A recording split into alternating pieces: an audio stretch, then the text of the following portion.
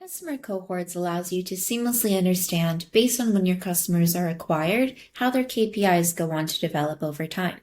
Whether you want to take a look at their LTV and how this is developing, or the orders they place, or the money they spend, their retention, etc., this is your one-stop shop to be able to see this.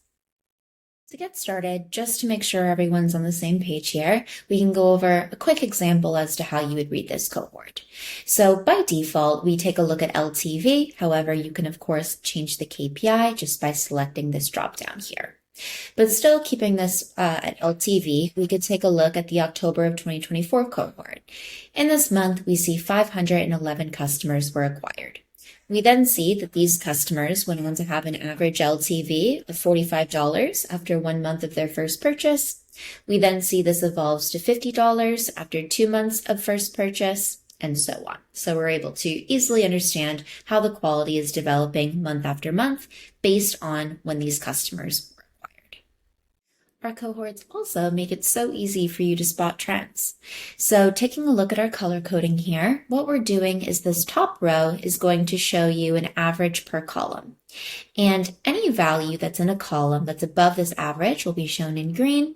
Anything below average will be shown in yellow, or worst case, this dark orange color that we see here. So it's really easy to understand where your strong cohorts lie, and then in retrospect, where your poor quality customers lie. So taking a look at this example here, we see June is a poor quality cohort, but so is March. As we see, it's this dark orange color pretty much across the board here. So let's say we wanted to really zone in on the March cohort and understand why were we seeing the results that we're seeing here. So if we scroll up, we can actually change the KPI to understand why we're seeing poor quality for March. So looking at LTV, of course, orders placed, money spent, products returned, items purchased, retention. All of these are influencing factors when it comes to customer lifetime value. So by clicking into the different KPIs, we can really tell a story here. So keeping March in mind, we can say, was it the case that these customers were placing less orders on average, which was the case? As we see, it is this dark orange color across the board here. Was it the case that these customers were spending less money, which also happens to be the case? Were returns an issue? They actually were not. Were less items purchased on average per customer, and kind of was the case. So all in all, we can ultimately say that the reason why LTV was weaker for March is because customers were both placing less orders on average and spending less money overall. So really cool to be able to look back at past results when analyzing cohorts, really drill down and understand what happened, what influencing factors were at play here, and then moving forward as you're strategizing for upcoming promotions or product releases, or if you're adjusting your paid ad strategy or what have you, you can really consider these different elements and put your best foot forward. The next KPI that we can take a look at is retention rate. So coming into the drop down here, we can take a look at this, and this allows us to understand how many customers, or what is the percentage of the cohort that you're actually able to retain based on when they were acquired, of course. So to go through a quick example, and by default for retention rate, we're able to actually break this up a bit. So we could take a look at new customers, or we could take a look at customers, so new and repeat customers combined. We also can take a look at cumulative and incremental. So looking at new customers here, we can say, for example, the November of 2024 cohort, we acquired 1,300 new customers in this month. And at the 6-month mark after acquisition, we were actually able to retain 14% of the cohort. At the 9-month mark, we were able to retain 15%, and so on. So this is a really easy way to be able to understand, based on when the customers are acquired at certain points in time, what percentage of the cohort is actually remaining active.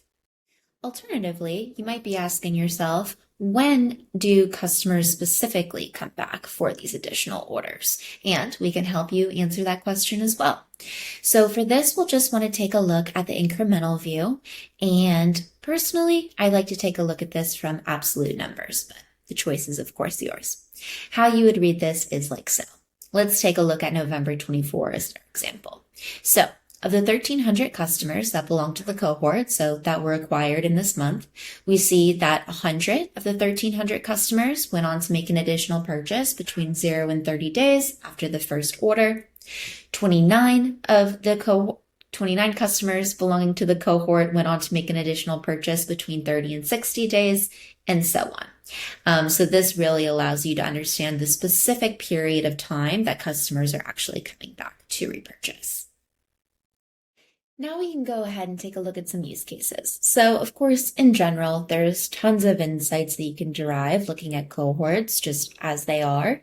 However, if you want to get more specific, such as understanding the quality of customers based on their acquisition channel, or understanding based on the particular category or product they're buying in their first purchase, how does their quality develop over time based on this?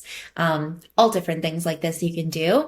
And how you would do this is super simple. All you'll want to do is go over to customer segments, create your segment however you'd like, and then you'll simply come over to the cohort and then go ahead and select the segment in question. Also, of course, by taking a look at the KPI that's most interesting to you, and it's as easy as that. As a quick example, we can go ahead and take a look at customers acquired from Google. If we wanted to understand, perhaps this brand is putting a lot of money into their Google ad spend.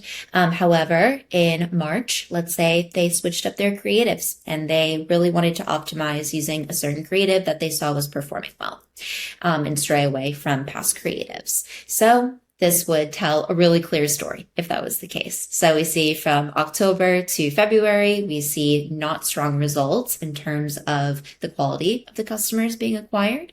However, starting in March, we really do start to see the quality amp up. Not only are customers spending more, but we see retention is present as well, which is of course the goal here. All in all, through tracking customer cohorts, you're not only understanding your customer's behavior and how it develops, but you're really understanding how your brand as a whole is growing, thriving, and developing over time by not only understanding the what, but really importantly, understanding the why.